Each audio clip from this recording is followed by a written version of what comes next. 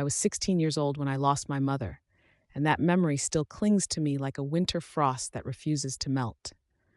I remember the day she passed, sunlight streaming through the hospital window, dust motes dancing in the beams, everything so golden and still, as though the world itself had paused to pay respects. Just hours earlier, I'd been convinced that the doctors could still save her.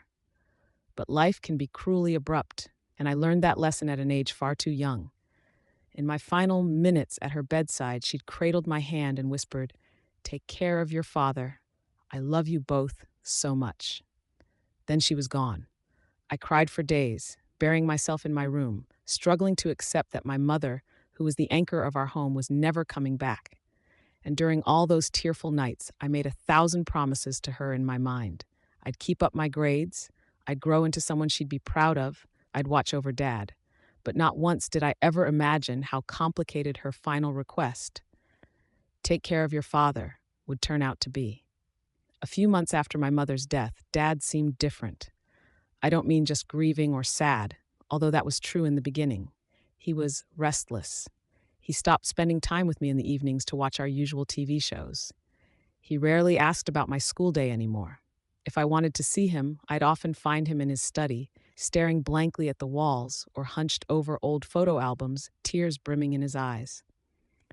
Then, after about a year, I noticed a shift. The tears were replaced by forced optimism. He started going out on errands at odd hours. He was suspiciously upbeat some mornings, humming tunes in the kitchen as though nothing tragic had ever happened. I caught glimpses of him on the phone, smiling in a bashful way I hadn't seen since I was a kid, like a teenage boy with a crush. My heart sank when I realized he was seeing someone. At first, I told myself he deserved happiness. Of course he did. My mother was gone, but Dad couldn't spend the rest of his life alone, no matter how much it unsettled me to picture someone else stepping into the role of wife in our home. So I tried to be supportive in my own anxious teenage way. I asked him outright one evening, trying not to sound accusatory, "Dad, are you seeing someone?" He turned from the kitchen sink, fiddling with his wedding ring, which he still wore, strangely enough, and said, "Actually, sweetheart, yes, her name is Regina. She's helped me feel alive again." I remember my heart twisting. The name Regina felt so foreign on my tongue, but I forced a smile. "I'm glad, Dad, really." We met Regina the following week. She came to our house for dinner, carrying a bouquet of lilies, coincidentally my mother's favorite flower, though I doubted she knew that. Regina was tall, elegant, with glossy dark hair that looked like it belonged in a shampoo commercial. She had long, manicured nails and a habit of looking past me when we spoke, as though she were scanning the room to find someone more important to talk to. "Oh, you must be Lisa," she said when I opened the door. "It's so good to finally meet you." Her bright smile didn't fully extend to her eyes. I wanted to like her. I truly did. But that first evening, something felt off. She laughed too loudly at Dad's jokes and corrected him about little details in stories I knew he'd told accurately. She asked me about my hobbies, but cut me off halfway through my answer, turning the subject back to Dad's job or Dad's interests. It was as though I were an afterthought, the child in the corner while the adults talked. A part of me shrugged it off, assuming maybe she was just nervous. But as the months passed and Regina became a more frequent guest, that sense of something's off only intensified. She'd rearrange items in the house, small things at first, like the vase on the coffee table or the arrangement of books on the shelf. Then bigger changes, new curtains in the living room, new pillows in the den. She never asked for permission or input, not from me, and it seemed not from Dad either. He didn't seem to mind. Actually, Dad was starstruck by her. He'd shower Regina with affection, whisper inside jokes, and grin at her as if she were a miracle from the heavens. When he proposed to her just 6 months into dating, I was stunned. My mother's memory felt so fresh. How could Dad be ready to marry someone else? But then I remembered Mom's final words, "Take care of your father." Maybe in his grief, this was his way of clinging to life. Maybe in some twisted sense, Regina was my mother's gift, a second chance at happiness for him. So I didn't stand in his way. They married in a small civil ceremony, no big church affair, out of respect for my mother's recent passing, Dad said. I was the reluctant maid of honor, wearing a pale pink dress that Regina picked out for me. She said it complimented my eyes, but I suspect she just wanted something that wouldn't clash with her own designer gown. Her parents didn't attend. She said they were traveling abroad. No extended family or childhood friends on her side either, which was odd. Dad had a handful of relatives there, my aunt and uncle, plus a few cousins. They all whispered behind their backs, speculating about Regina's background, but no one confronted Dad about it. They seemed to think he was a grown man who could handle his own decisions, even if those decisions seemed rushed. After the ceremony, Regina stepped into our home as if it were her palace. She brought in new furniture without asking my opinion. She repainted walls that still had my mother's favorite colors. She replaced my mother's pictures with fancy abstract art. All the old photo frames with pictures of Mom and me at the park or on holidays, those found their way into drawers or boxes, quietly removed from the living room. Whenever I expressed discomfort, Dad would wave me off. "Lisa, you're in college now. Let Regina do her thing. It's just decor. You can still keep your mom's photos in your bedroom if you want." So I withdrew into my studies, focusing on school and part-time work to keep me away from home. Each time I came back for the weekend, the house felt less like the place I grew up in and more like a fancy museum curated by my stepmom. Dad remained oblivious, or maybe just willfully blind, to the changes. He seemed happy, or at least as happy as I suppose he could be. And yet, sometimes when I peeked around corners or listened through half-open doors, I'd catch Regina scolding Dad for small things, leaving a plate in the sink, forgetting to wipe the counter, not picking up his shoes. She'd talk to him like he was a child. And my father, who used to be so lively, such a commanding personality, would just nod and apologize. It broke my heart, but I didn't feel empowered to do much about it. Over the next 2 years, I lived on campus, coming home less and less, partly because of the tension with Regina. On winter and summer breaks, though, I had no choice but to return. I'd grown fairly adept at avoiding her, but one evening, everything changed. I came home for a weekend in early December. Dad was out on a business trip, some sort of leadership retreat in another state, and Regina was home alone. It surprised me to see her car in the driveway because I'd assumed she would also be away. She often traveled with Dad. But her schedule could be unpredictable. I unlocked the door quietly, arms full of groceries I'd picked up on the way. Inside, the lights were dim, except for a faint glow coming from Dad's study. I could hear voices, but only one of them was Regina's. The other was a man's voice I didn't recognize. Confused, I tiptoed down the hallway, heart pounding. Was Regina entertaining guests while Dad was away? My mother's old instincts, teaching me never to eavesdrop, clashed with my curiosity. But something in the hush of their tones made me freeze. They were discussing money and me. The male voice, "Are you sure his daughter won't contest any changes? She's the direct heir to her mother's estate." Regina's tone was cool, dismissive. "Lisa? That girl's clueless. She won't even realize what's happening until it's too late. Once we shift everything over, she'll have no leg to stand on." My stomach nodded. Shift everything over? Contest changes? I leaned closer to the door, trying not to bump it. The air was so still, I could hear the mechanical ticking of Dad's old mantel clock from across the house. The man sighed.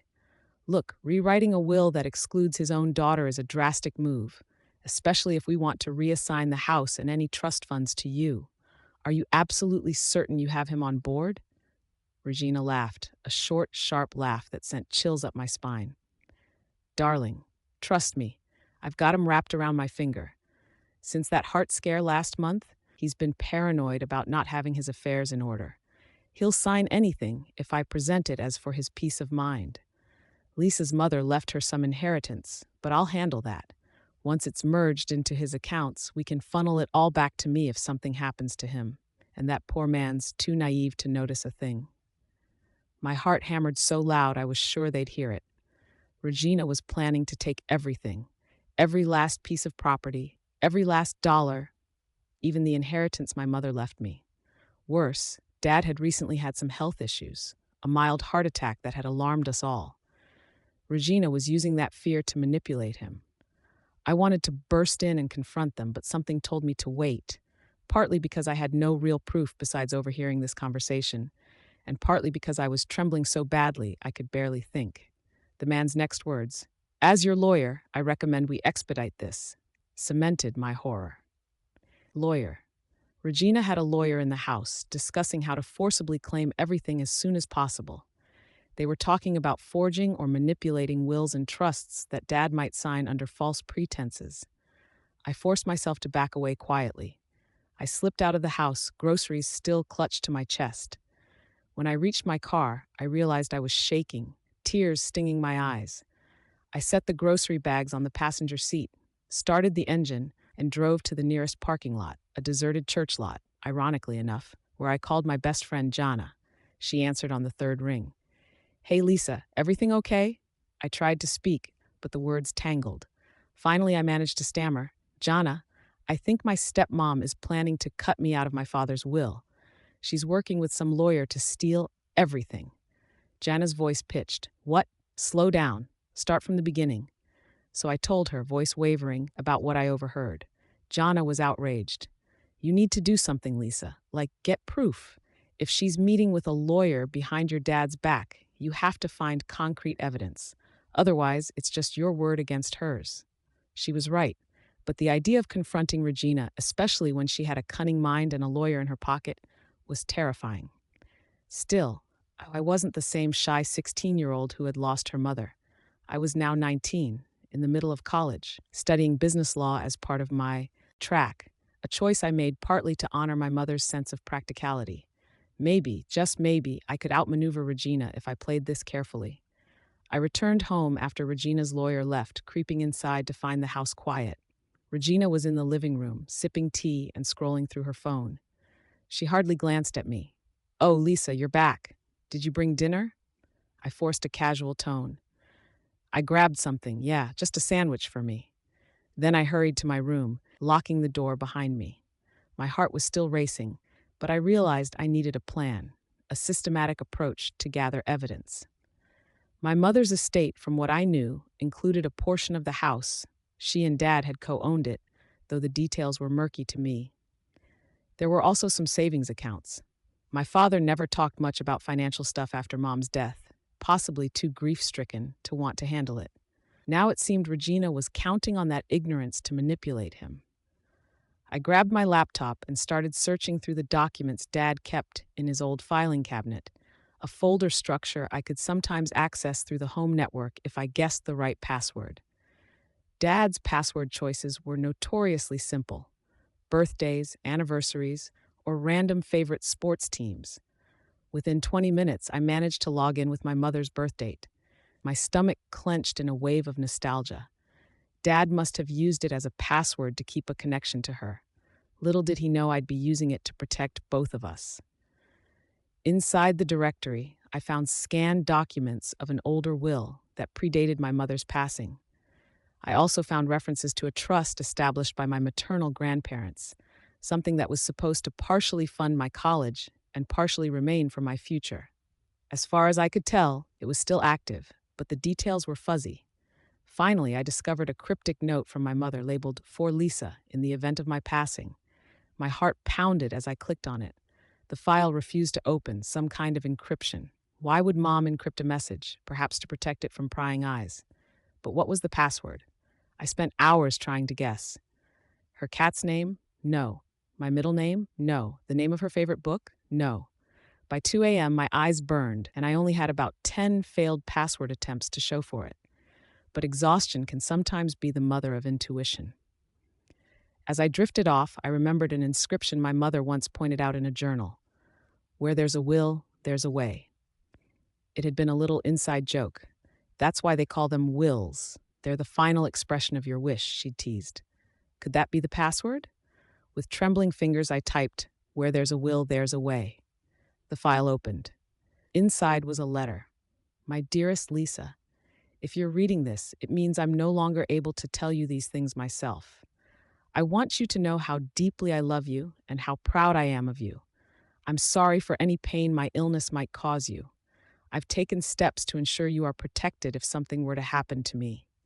Your father has always been loving, but he sometimes struggles to manage certain matters. particularly finances, when he's overwhelmed. This letter references a legal document I've prepared with our family lawyer, Mr. Henderson. It might be outdated by the time you find it, but it should clarify my intentions. Don't let anyone convince you that you aren't entitled to your portion of this estate, especially the trust that's meant for your future. I trust you'll do great things with your life. I love you always. Mom tears splashed onto my keyboard. She had known, even before she died, that Dad might become vulnerable to manipulation. She'd wanted to protect me. But who was Mr. Henderson? My father never mentioned him. Possibly an old attorney friend they'd consulted privately. I needed to find him. But how? The letter ended with a line. Contact Henderson at 212-555-4982 if anything threatens your inheritance. I quickly grabbed my phone and dialed. Straight to voicemail. Could be late, or maybe it was an old number. I left a message, my voice quivering. Hello, Mr. Henderson. My name is Lisa Patterson, daughter of Elizabeth Patterson. I found a note that said I should contact you regarding her will. Please call me back as soon as possible. The next day, Dad returned from his trip, looking tired. Regina fussed over him, urging him to rest on the couch. I hovered nearby, offering to make him tea, but Regina waved me away, insisting she had everything under control. How was the retreat? I asked gently, ignoring Regina's scowl. Dad sighed. Stressful, honestly. My boss wants me to streamline operations, and with my health, well, I just want some peace of mind. Speaking of, Regina mentioned we should update my will, just to make sure everything is in order. He gave me a weak smile. You'd be included, of course, but Regina thinks we need a simpler structure. You know how these legal documents get complicated. I felt a red-hot flash of anger. She was already moving forward, barely giving him a day to settle in. But I mustered a calm nod. Yeah, Dad, I get that. Maybe we can talk together about the details? Regina cut in smoothly. Oh, no need to burden Lisa. She's busy with her studies. We'll handle this privately. I said nothing, but inside I was fuming. My mother had left instructions. She wanted me to have a rightful share protected by a trust. Regina obviously planned to overshadow that with a new will, likely funneling everything to herself. Dad, naive and exhausted, might just sign anything she put in front of him. I waited until Regina left the house to run errands. Something about meeting a decorator for new living room furniture. Then I cornered Dad in his study. He looked up from some spreadsheets, surprise flickering across his face. Lisa, you're home early. Everything all right? I stepped in, closing the door behind me. Dad, can we talk about Mom's estate and your new will? He leaned back in his chair, frowning. Oh, yes, I suppose so. But it's straightforward, honey. You'll still be taken care of. Regina's just helping me simplify the legal jargon. I shook my head. Dad, you can't just give her total control. She's been meeting with her own lawyer behind your back. She's talking about merging my mother's inheritance with your accounts and then rewriting everything in a way that benefits her. If something happens to you, she could walk away with everything and leave me with nothing. His eyes widened in confusion. That doesn't sound right. Regina is just being practical. Is it practical to hold secret meetings? To talk about forging your signature if you become too ill to sign new documents? I overheard her, Dad. She's not what she seems. My voice cracked with emotion. His brow creased. Lisa, I know you and Regina have had a difficult relationship, but she's my wife now. I trust her. I felt desperation rising. Dad, please trust me. Mom left me a note. There's an attorney named Mr. Henderson who apparently helped draft her real will or trust. I'm trying to find him because he might clarify everything. Will you at least wait on signing anything new until we talk to him? He sighed, visibly torn. Fine, he relented, though I could see the exhaustion in his eyes. If it'll put your mind at ease, I'll hold off. But I expect you to keep things civil with Regina, all right? I nodded, a wave of relief washing over me. Thank you, Dad. But Regina came home sooner than expected. She noticed the tension in the study, and her eyes flicked between me and Dad. I could practically see the gears turning in her head. Later that night, I heard them arguing softly through the walls, her voice urgent and insistent, his weary and defensive. I couldn't catch all the words, but I heard enough to know she was upset that he'd promised to hold off on something. Dad's voice was muffled, but I thought I heard him mention my name. Then Regina hissed, "Don't let that girl manipulate you." That girl. She never once referred to me with any kind of warmth or belonging. It hurt more than I wanted to admit, but it also fueled my resolve. 2 days passed with no word from Mr. Henderson. I was starting to fear the number was defunct. Then, on the third morning, my phone buzzed from an unknown caller. I was in the campus library at the time, studying for an exam, and nearly dropped my phone in haste to answer. "Hello?" I whispered, sneaking between shelves of dusty books for privacy. "Is this Lisa Patterson?" a gravelly voice asked. "Yes, Mr. Henderson?" he coughed. "I'm sorry to call so late. I just got your message. I was out of town dealing with some family matters. You mentioned your mother, Elizabeth Patterson. She was a dear client of mine." My heart swelled. "I found a note referencing you and a document she prepared. I think it might be crucial to protecting her estate. My father is being manipulated into rewriting his will, and my stepmom wants to take everything." He was silent a moment, then said, "I was afraid something like this could happen. Your mother worried about future complications if your father remarried. She wanted you to have a fallback, a trust or will that guaranteed your share no matter what he or anyone else did." He paused, and I heard rustling papers in the background. "Let me look up the file. Yes, I have it right here. It's an irrevocable testamentary trust your mother established. Specifically, it states that half the home and certain other assets are to be safeguarded for you, effective upon her death, and absolutely none of that portion can be alienated or signed away without your explicit consent." I felt relief and anger swirl inside me. "That's wonderful, but no one told me. Why didn't it surface when Mom died?" Another paper rustle. "According to these notes, your mother insisted that the trust remain in quiet standing, only to be brought forth if your father ever attempted to modify the estate in a way that neglected your inheritance. I tried contacting your father after her passing, but he was dealing with so much grief, he never returned my calls. I respected her wishes not to push. She believed your dad would always do right by you, and the trust would be more of an emergency backup." Tears stung my eyes. Mom had prepared for this scenario, but Dad either didn't know or had forgotten. Now Regina was pushing for a new will. If Dad merged everything, or if he signed off on certain legal changes, it might overshadow the trust, unless we stepped in with official documentation. "How do we enforce it?" I asked. "Regina's on the verge of convincing him to sign new paperwork. She has a lawyer, and they're working in secret." Mr. Henderson's voice steadied. "You have the advantage of an irrevocable trust. Courts generally uphold them. My firm can represent you. I'll need to produce official copies to your father and his legal counsel, which should put them on notice that half of those assets are untouchable. That includes the house. Your mother's share is no longer fully in his name to give away." I exhaled, as though I'd been holding my breath for days. "Okay, can we do that soon? Dad's not in good health, and every day Regina's pushing him further." "Absolutely. I can draft a formal notice. We should also consider whether your father's new will is being signed under duress. If we can prove Regina is manipulating him, that's further cause to invalidate any changes." We arranged to meet in person. I gave him my father's address, my house, and we picked a day the following week when Dad would be home, but Regina would, hopefully, be out. I hung up the phone with new hope surging through my veins. However, orchestrating Mr. Rat Henderson's arrival without Regina interfering was tricky. She was so controlling. I told Dad that a friend's father, who just happened to be an attorney, wanted to visit to discuss some estate planning tips. Dad, still feeling guilty about ignoring me for years, agreed. Thankfully, Regina had a spa day scheduled that afternoon, so I figured we had a small window. The day arrived, and true to plan, Regina left late in the morning.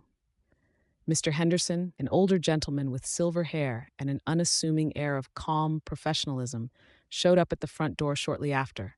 Dad greeted him warily. He hadn't realized friend's father was actually my mother's old lawyer, but seeing my anxious face, he relented. "Come in," he said quietly. "Let's talk in the study." I perched on the edge of the armchair as Mr. Henderson laid out several official documents on the desk.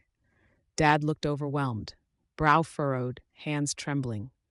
Henderson explained, in a calm, methodical tone, that my mother had established an irrevocable trust securing half the property and certain funds for me. The question was whether Dad had known or at least been informed at some point. Dad blinked in confusion. I. I knew your mother had some arrangement, he mumbled. But we never finalized it, did we? Got caught up in hospital bills, her funeral. I just forgot. Mr. Henderson nodded. Your late wife was adamant that her daughter not be left with nothing if circumstances changed. This trust is legally binding, Mr. Patterson. No matter what new will you write, you can't override it without Lisa's explicit agreement. Dad rubbed his temples. Regina never mentioned this. She only said I should unify all assets into a single account, something about simplifying our finances. And you trust that she'd keep Lisa in mind? Mr. Henderson pressed gently. Dad's face paled. I could see the cracks of doubt forming.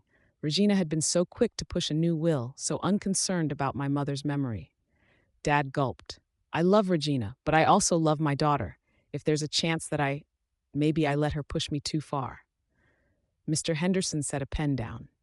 Before we proceed, I must be clear. Your daughter overheard Regina discussing plans to claim everything if you were to pass away. This trust ensures she can't do that. If you want to ensure Lisa remains protected, you should incorporate the trust's terms openly into your new estate documents, but only after carefully reviewing what Regina's lawyer drafted. A shiver coursed through me. Dad, do you see now? She's not honest about her intentions. She's been meeting with her own lawyer behind your back. Dad's eyes watered. I need time to think. It's all too much. We gave him space, stepping out of the study. Henderson whispered to me, he's overwhelmed, but the trust stands. No matter what, you're protected. Unless you sign away your rights, which you won't, obviously. I nodded, relief flooding my chest. That was the moment the front door opened. Regina walked in, arms laden with shopping bags, wearing an irritated scowl. Her gaze flicked from me to Henderson, then to the partially open study door. What's going on? Mr. Henderson plastered on a polite smile. Hello, Mrs. Patterson. I'm an attorney, helping your husband with some estate matters. She set her bags down, eyes narrowing. I see. Her gaze burned into me. Lisa, are you interfering with your father's decisions again? Dad must have heard her voice because he came out into the hallway, looking exhausted. Regina, we need to talk about this. Apparently, Lisa's mother set up a trust. Her face darkened. A trust? That's not valid. Elizabeth never. It is valid, Mr. Henderson interrupted firmly. I helped her prepare it. I have all the records. There's no question about its legitimacy. Regina's lips thinned. Then we'll see about that. I have my own lawyer. Dad tried to place a hand on her shoulder, but she yanked away, flashing me a look of pure contempt. I can't believe you'd stoop so low, Lisa. You want to sabotage your father's estate plan? Make him keep everything in separate accounts just to preserve your little chunk? I swallowed hard, anger boiling. Regina, this was Mom's plan, not mine. She had every right to secure my inheritance, and you have no right to cut me out. She stepped closer, eyes ablaze. After all I've done for this family, you turn your father against me? Do you think you're the only one who lost someone? She broke off, a flicker of vulnerability crossing her face. But then it hardened again. Well, I won't let you bully him into ignoring his new wife's role. We're rewriting the will, trust or no trust. Henderson cleared his throat. Ma'am, you're welcome to rewrite any portion of your husband's will that pertains to your separate marital property. But the trust is irrevocable. You can't forcibly dissolve it or convert those assets without Lisa's consent. For the first time, Regina looked truly rattled. She glared at Dad as though he'd betrayed her. You never told me about this trust. Why would you hide that from me? Dad spread his hands helplessly. I didn't remember. Elizabeth must have handled it, and I was too grief-stricken. Regina shook her head, eyes glistening with anger, perhaps fear. This changes everything. Without another word, she grabbed her coat and stormed out the door. We all stood there in stunned silence. That evening, Regina didn't come home. Dad tried calling her a dozen times. No answer.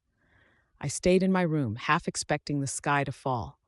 My father eventually left a voicemail, sounding weary and remorseful, apologizing if he didn't communicate well. He said he needed her to understand the trust was out of his hands. The house was half mine. He promised he still loved her and wanted her input on the rest of the will. I felt a pang of pity for Dad. He was caught between loyalty to his new wife and a desire to protect me, shaped by my mother's final arrangement. But pity only went so far. I remembered how Regina had belittled me, tried to push me aside, replaced my mother's pictures, whispered about forging documents. She'd only be sorry if her plan failed. Mr. Henderson emailed me the official trust documents and copies of a letter he planned to send to Regina's lawyer, clearly stating that if they attempted to claim the portion protected by the trust, we'd pursue legal recourse. They can't win unless you sign your rights away, the email said. Stand firm. That night, I barely slept. My mind replayed Regina's furious expression, my father's heartbreak, my mother's gentle voice echoing in my memories, telling me to watch out for Dad. Was that the last real conversation I'd have with Regina? Would she come back with a vengeance? The next morning, Dad sat at the kitchen table, sipping coffee he barely seemed to taste. He stared at his phone, occasionally typing a text, then deleting. "She's not responding," he said softly when I entered. I paused. "Dad, are you okay?" He sighed, pressing fingers to his eyes. "Not really. Regina and we moved so fast. I was vulnerable. I just wanted companionship. I never thought she'd be so dismissive of your mother's will or your inheritance." He looked at me, tears threatening. "I know I haven't always been the best father these last few years. I let my grief blind me. I don't want you to think that I care about Regina more than you." Emotions swelled in my chest. "Dad, I don't blame you for grieving. I blame Regina for manipulating that grief." I sat down next to him. "Whatever happens next, we need to protect ourselves legally. And I'd like you to consider if this marriage is even healthy for you." He glanced away. "I've been thinking about that. She always insists on controlling the finances, deciding the interior changes, even who we invite over. I thought it was just her way of being helpful, but maybe it's more than that." Before we could talk further, the front door opened. Regina stood in the threshold, face pale but expression resolute. She held a rolled-up sheaf of papers in her hand. I tensed, expecting an explosive argument. Instead, she walked calmly into the living room and said, "We need to talk. All of us." Dad and I exchanged worried looks. We joined her in the living room, and I stood near the doorway, arms folded, ready for anything. She sighed, looking uncharacteristically subdued. "I went to see my lawyer," she began, voice hollow. "He confirmed that the trust is legitimate and can't be overturned, which means that, well, that changes our entire estate plan." Dad frowned. "Regina, I never intended to hide anything from you. If I'd known about it—" She held up a hand. "Let me speak." A pause as she closed her eyes, summoning control. "I realize I was too forceful, especially about your finances. My lawyers told me it's best to accept the trust as it is. We can come up with a new arrangement for the rest, my portion, your portion, something simpler." My jaw clenched. She was sounding rational, but I didn't buy it for a second. Dad, however, looked hopeful. "So you're not upset anymore?" She lowered her gaze. "I'm upset that it was sprung on me, but if it's irrevocable, I can't fight it. I don't want to lose you, darling." Her voice trembled, eyes glistening. She reached for Dad's hand, and he hesitantly took it. "We can move forward, but we should finalize a new will that acknowledges the trust and ensures I'm provided for too. Lisa can keep her half of the house and whatever else is in that trust." I narrowed my eyes. This was too smooth. Where was the anger from last night? The cunning edge I'd overheard in secret phone calls? My instinct said she might be shifting tactics, but Dad was gazing at her with relief. He nodded slowly. "That sounds reasonable." Regina forced a watery smile. "I'm sorry for my outburst. I was blindsided." She turned to me, posture stiff. "And I apologize to you, Lisa, if I seemed harsh. You're your father's daughter, and I respect your mother's wishes, even if I disagree with how it was handled." I wanted to scream that she was lying through her teeth, but Dad's eyes lit with that desperate hope, so I bit my tongue. I decided, fine, let her pretend. I had the trust, we had Henderson's documents, and there was no way she could push me out now. Let her come up with a new arrangement, so long as my portion was untouched. For the next few weeks, Regina played the part of a remorseful, doting wife. She cooked Dad's favorite meals, massaged his shoulders when he came home, made small talk about how we could all be a real family again. She even asked for my opinion on new decor, though part of me suspected that was purely for show. I tried to keep my head down, focusing on finals for college. Dad repeatedly said he was proud of me, that he felt confident with Regina stepping back from finances and me focusing on my future. He seemed healthier, less stressed, as though a giant weight lifted off him. One evening, though, I couldn't sleep. My mind was racing with leftover adrenaline from studying. I crept downstairs to grab water from the kitchen, passing by the dimly lit living room. Soft voices made me freeze. Dad and Regina apparently talking quietly. She said something I only half heard. Makes sense to put your signature right here, so it's taken care of. My heart sank. Was she still pushing for some new will behind the scenes? Dad's voice, but the trust, wouldn't that conflict with it? Regina's smooth reply, not if we phrase it as a separate arrangement. I just want to make sure you and I have a proper marital estate. You don't want all our finances tangled up with the trust, do you? We'll keep Lisa's portion intact. Every muscle in my body tensed. She was definitely up to something.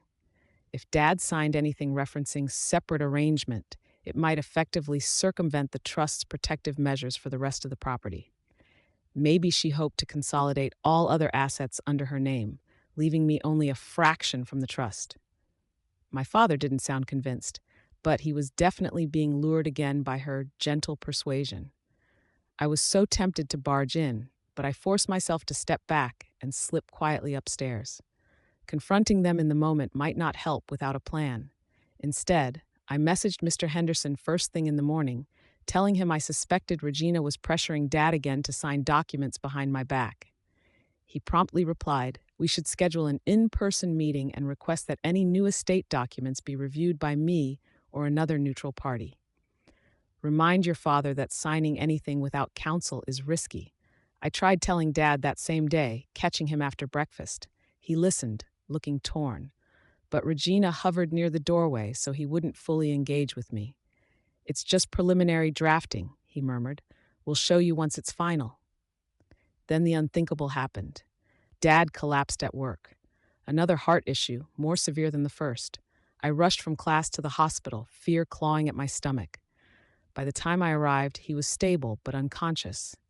Regina stood by his bedside, weeping. I didn't have the heart to accuse her of scheming, while Dad lay there hooked up to monitors. A doctor explained that Dad needed rest, possibly surgery. My world spun. I could lose my father just a few years after losing my mother. The thought made me dizzy. Regina shot me a look that almost seemed genuine in its sorrow. Maybe she actually did care about him, in her own twisted way. Or maybe she just cared about the finances that might vanish if he died without her securing a new arrangement. Over the next few days, Dad's condition fluctuated, but the doctors remained optimistic he'd recover with the right procedure. Regina clung to his side, and I tried to maintain vigilance. Once, I caught her in the hospital hallway, phone pressed to her ear, whispering, "No, it's not signed yet. I know, the trust is immovable, but we can at least." She whirled around, realizing I was near, and hung up abruptly. "Lisa, do you need something?" I just stared, heart pounding. "I need my father to get well." She mustered a sad smile. "We both do." And she brushed past me. A few days later, Dad regained enough strength for a short visit. He asked me to step out while Regina talked privately with him. I hesitated, but didn't want to upset him. I left the room, pacing outside. After about 15 minutes, Regina walked out, face flushed. I slipped inside. Dad looked upset, tears glistening in his eyes. "What happened?" I whispered. He swallowed. "Regina asked me to sign a power of attorney. She said it was necessary in case I'm incapacitated further. She wanted me to give her full control of my medical and financial decisions so she could handle bills and everything else." My blood ran cold. "Dad, you didn't sign, did you?" He shook his head. "I told her I need time to think. Lisa, I'm so tired. All of this is happening so fast and I'm stuck in a hospital bed. She claims it's for my own good, but something about it felt off. I asked her if you could share that power of attorney with her. She refused." I felt a surge of protectiveness. "Dad, let me call Mr. Henderson. He can arrange a balanced power of attorney if you truly need it, but giving Regina full control is a terrible idea." He nodded slowly. "Yes, please do that." I squeezed his hand. "I'm proud of you for standing your ground." Then I left to find a quiet corner and make the call to Henderson. He answered on the first ring, like he'd been expecting trouble. While Dad was in the hospital, Regina left the house to spend nights at a luxury hotel, claiming she couldn't sleep in the empty house. I took the opportunity to search every nook and cranny for documents that might reveal her plan. The place was eerily quiet without Dad's presence. I rummaged through the study, the living room drawers, even the basement. Nothing incriminating turned up. Finally, I approached the bedroom she shared with Dad. My old moral code screamed that it was invasive, but I had no choice. I carefully opened her closet, rummaging behind coats and dresses. Near the back, I felt a box pressed against the wall. Pulling it out, I discovered files labeled with my father's name. My heart hammered as I flipped through them. Bank statements from accounts I didn't recognize, some offshore accounts, a drafted power of attorney form, a half-completed new will that left me only a small token for sentimental reasons, while everything else was assigned to Regina. Tucked at the very back was a letter typed on official stationery from a local law firm. My eyes scanned the lines.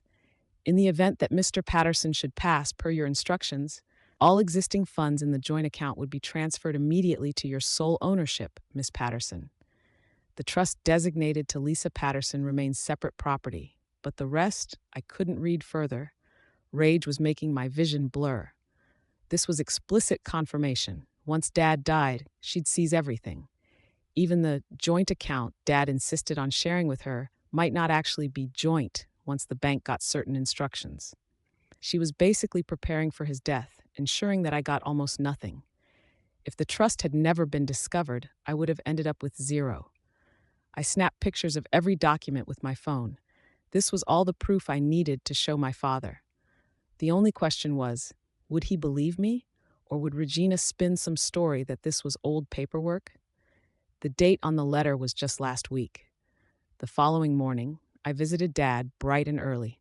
I found Regina in the hospital room flipping through a magazine, her expression bored. Dad was dozing, but he stirred when I walked in. Regina shot me a tight smile. "You're here early." Ignoring her, I leaned over Dad gently, checking if he was fully awake. "Dad, there's something I need to show you, right now." He blinked groggily. "Is it urgent, honey?" Regina stood up, crossing her arms. "Can it wait until after the doctors finish their morning rounds? He needs rest." My voice quivered with anger. "No, it can't wait." I met her gaze head on. "You've been hiding documents, Regina, papers that prove you've been planning to take everything if Dad passes. That's not speculation anymore. I found them in your closet." She froze, face paling. "What are you talking about?" Dad frowned. "Lisa, calm down. I'm sure there's an explanation." I pulled out my phone, flipping through the photos. "Here, bank statements in your name only, with money funneling out of Dad's accounts. A drafted power of attorney giving you sole control. A new will that leaves me practically nothing, ignoring the trust. And this letter," I tapped the screen to zoom in, "dated last week, discussing immediate transfer of funds upon his death." Dad's eyes widened as I scrolled through the images. Regina's face shifted from shock to anger. "You had no right to snoop through my personal items. That's an invasion of privacy." Dad raised his voice, surprising me. "Regina, is this real? Are you funneling my money without telling me?" A hint of panic flickered in his eyes. "I thought we only had the one joint account." She tried to recover, forcing an exasperated laugh. "These are hypothetical documents. I was exploring options in case your health worsened. I didn't want to burden you with them until it became necessary." He swallowed hard. "But it's my money, my accounts. You're doing all this behind my back?" Her lips parted, but no immediate justification came. She shot me a glare, then turned back to Dad, tears welling. "Don't you understand? I was terrified of losing you, and I wanted to be sure I wasn't left penniless. Your daughter has a trust. She'll be fine. I needed security." Dad stared at her in disbelief. "Security? We could have worked out a fair arrangement, but forging accounts, drafting a will that cuts Lisa out, that's not love. That's greed." She started to sob, or pretend to. "I've given everything to this family. Your daughter hates me, tries to sabotage me. I only wanted to protect myself from being thrown onto the streets if you die, and she claims the house. People do that, you know. Stepchildren can be vicious." I stepped forward, trembling with anger. "I only wanted to protect the share my mother left me. I never said you'd get nothing. You were the one who told your lawyer you'd get everything." Dad exhaled shakily. Regina, I can't do this anymore. Once I'm out of the hospital, we're going to reevaluate everything. Our marriage, the finances, all of it. You need to leave now. Her tears stopped abruptly. What? He lifted a hand, gesturing to the door. Leave. I'm under enough stress. I can't have this conflict in my recovery. I'll talk to you later, but for now, go. She sputtered. But I'm your wife. I should be by your side. Not if you're lying and manipulating me. Just go. He sounded heartbreakingly firm. Tears pricked my eyes, seeing him so frail yet determined to protect us. Regina stared at him for a long, tense moment, then turned on her heel and rushed out, muttering curses under her breath. I slowly approached Dad's bedside, tears in my own eyes. I'm sorry, I whispered. I know that was hard. He reached for my hand. You did the right thing. I can't believe. God, I feel like such a fool. Regina didn't visit the hospital again. Dad underwent surgery 2 days later, which thankfully went well. During his post-op recovery, he authorized Mr. Henderson to draft new power of attorney documents that gave me partial control alongside him. Regina was not included. He also explicitly revoked any pending wills or estate documents that Regina's lawyer had proposed. Henderson delivered them to the hospital, and Dad signed them with a notary, present. We had official copies uploaded to a secure server. Regina's entire plan, at least on paper, was dismantled. But she didn't give up easily. We started getting calls from her lawyer, demanding access to Dad's medical records or requesting copies of his new estate arrangement. We politely declined. Mr. Henderson responded with short, curt letters referencing the trust and Dad's decision to exclude Regina from any unilateral control. She threatened to file for divorce, claiming Dad was alienating marital property. Henderson calmly reminded her that the property in question was partially mine under the trust, and the rest was subject to Dad's express decisions as long as he was mentally competent. Dad came home to continue his recovery, though the atmosphere was tense. Regina had retreated to a friend's place, apparently outraged that she couldn't just walk back in. Dad changed the locks, worried she might try something drastic. He confided in me that he felt deeply betrayed and planned to move forward with a legal separation. I can't be married to someone who only cared about her own pockets, he said, voice heavy with sorrow. Through Mr. Henderson, we finally arranged a formal reading of my mother's real will and trust documents, the ones she'd set up to protect me. Typically, there isn't always a reading for a will, but Henderson insisted on doing a proper session for clarity's sake, especially with Regina trying to contest matters. I suspect he also knew it would drive home the final blow to Regina if she dared show up. We scheduled it at Henderson's office downtown. Dad, still weak but determined, arrived with me. Henderson had also invited Regina's lawyer, though we doubted Regina herself would come. To our surprise, both she and her lawyer walked in, Regina wearing a designer suit, looking every bit the scorned trophy wife. She cast me a withering look, then focused on Dad. The atmosphere was charged as Henderson began. Elizabeth Patterson, Lisa's mother, left a will that supplemented this irrevocable trust, clarifying her intentions regarding property distribution. I'll read the key clauses. He cleared his throat, ignoring Regina's bored expression. I, Elizabeth Patterson, being of sound mind, do hereby bequeath to my daughter Lisa Patterson the portion of my estate that includes but is not limited to half ownership of the family residence, the entirety of certain bank accounts enumerated in Schedule A, and any inheritance from my parents that falls to me, in trust for Lisa's use and benefit until she reaches age 25, at which time she gains full direct ownership. I further stipulate that my husband, Dad's name, shall retain his half ownership of the residence and may use or enjoy the property without interference, so long as he respects that Lisa's portion cannot be sold, transferred, or liquidated without her expressed written consent. If my husband remarries, this arrangement remains in effect unless both Lisa and her father agree to alter the terms in writing. Should any dispute arise regarding the ownership of these assets after my passing, I request that my attorney, Mr. Henderson, defend Lisa's rights in full. This is my solemn wish. Henderson then set down the paper. Essentially, half the house belongs to Lisa, and no subsequent marriage can override that. The trust also covers certain liquid assets in separate accounts. Regina's lawyer coughed. My client recognizes the trust's existence, but she had an expectation. Henderson held up a hand. An expectation is not a legal right. Mrs. Patterson cannot sign away property that never belonged to her. The trust was established solely for Lisa's benefit. Regina's face reddened. But she's living in my house, Dad interjected, voice shaking with emotion. It's not your house, Regina. It was never solely mine to give to you. Elizabeth and I bought it together. She set aside half for Lisa. If you truly cared about me, you'd have accepted that. But you tried to take it all. Her lawyer tried to salvage dignity. We would like to propose a settlement. If your client is divorcing Miss Regina Patterson, she should be entitled to. Dad spoke firmly, surprising even me. We're not finalizing anything yet, but if she wants to discuss a fair settlement for the marriage we do have, that's fine. However, it won't come from my late wife's portion or from Lisa's trust. If Regina is owed anything, it's proportionate to the short duration of this marriage and the minimal shared property we have outside the trust. Regina's expression twisted. She shot me one last venomous glare and rose to her feet. I see how it is. Fine. Congratulations, Lisa. You got what you wanted. She turned to Dad. And I suppose you'll let your daughter run your life now, just like she did before I came along. Dad closed his eyes, clearly pained. Regina, leave if you can't handle the truth. I'm done arguing. And so she left, storming out with her lawyer trailing. Henderson gave me a small nod of satisfaction. I realized in that moment how crucial it was that I'd overheard Regina's conversation. If I hadn't, her plan might have succeeded before we discovered the trust.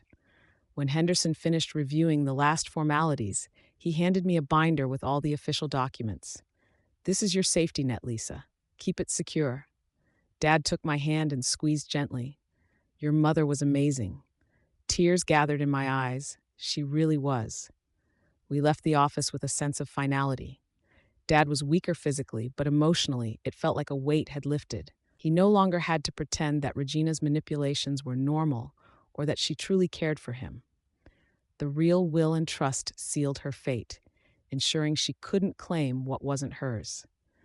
Regina dragged out the divorce proceedings for a few months, trying to grab any scrap of money she could. In the end, the court gave her a small settlement from Dad's separate funds, far less than she would have gotten if the trust hadn't existed. She moved to another city, presumably to find a new start. Rumors said she was dating a wealthier man. I only felt relief that she was gone. Dad and I were done with her hold on our lives. As for me, the trust gave me security for the future. I could finally focus on college without worrying Regina would snatch away my home. Dad, once he recovered from surgery, gradually grew stronger and more emotionally present. We spent evenings reminiscing about Mom, flipping through old photo albums that had been stuffed into drawers after Regina redecorated. We talked about me finishing school and possibly going for a graduate degree. He apologized repeatedly for letting Regina push me away, for not seeing the red flag sooner. I forgave him. Part of me always understood that heartbreak can cloud even the strongest minds. He loved my mother deeply, and her death left a gaping hole. Regina filled that hole with illusions of companionship, but it was always built on quicksand. Ultimately, my mother's real will protected me and opened Dad's eyes to the truth. Months later, on a bright spring day, Dad and I stood in the backyard, planting flowers where Regina's harsh landscaping used to be. The sun was warm, birds chirping overhead. Dad paused, wiping sweat from his forehead, and said, Lisa, your mom would be proud of you. For standing up, for figuring this all out. I looked at him with a gentle smile. She left me the tools. I just used them. He nodded, eyes glistening. I'm sorry I ever doubted you. I wrapped an arm around him. I'm just glad we're still together, Dad. Mom would have wanted that. He placed a hand over mine. She would. And from now on, I'll make decisions with open eyes. No more secrets. No more letting someone else manipulate me. As we stood there, the warm breeze carrying the scent of fresh blossoms, I sensed my mother's spirit in the air, proud, protective, and at peace. Regina might have thought she'd get everything, but she never counted on the strength of a mother's love, preserved in legal documents and entrusted to a daughter who refused to be cast aside. A year passed. Dad fully recovered and began traveling again, but this time he invited me along for some of the trips when I was free. little weekend getaways, father daughter bonding we never had during my teenage years. I teased him that at this rate he'd end up in Hawaii every other month. He'd laugh and say, "We're making up for lost time." And I understood how precious that was. Regina, from what I heard, eventually remarried someone older and wealthier, but I didn't care to learn the details. Let her play her manipulative games elsewhere. We were safe in our home, my mother's home that she lovingly purchased with Dad years ago. The walls no longer felt invaded by that cunning presence, the pictures of Mom once again on display. Dad replaced the furniture she bought, returning the living room to a warm, welcoming space. Our house was truly ours again. Sometimes I'd stand in the living room at dusk, the golden light filtering through the windows, and I'd think about how easily things might have gone differently. If I hadn't come home that night with groceries, if I hadn't overheard Regina's conversation, if I'd been too afraid to search for that encrypted file from my mother, if Mr. Henderson had been out of reach. So many what ifs could have led to me losing everything, or losing Dad to stress and heartbreak. Instead, the final reading of my mother's real will ensured a just ending. The stepmother who thought she'd get everything found out too late that Mom had already anticipated any threat. My mother's final gift protected me and forced Dad to open his eyes. We never fully get over losing someone as dear as a parent, but I felt her presence strongly when I uncovered her instructions, like she was guiding me from beyond the grave. It was as though she whispered, "I knew you'd figure it out, Lisa. This is your inheritance, your rightful share, and a lesson in standing up for yourself." And stand up I did, with unwavering resolve, proving that even beyond death, my mother's love remained the most potent force of all. And that is how, at just 19 years old, I found myself in a high-stakes battle against my cunning stepmother, one that ended in triumph the day the lawyer read out my mother's real will, unveiling her brilliant plan to safeguard our family's future. Regina's smug certainty evaporated in an instant, replaced by the cold realization that sometimes the best revenge is a mother's foresight and a daughter's courage.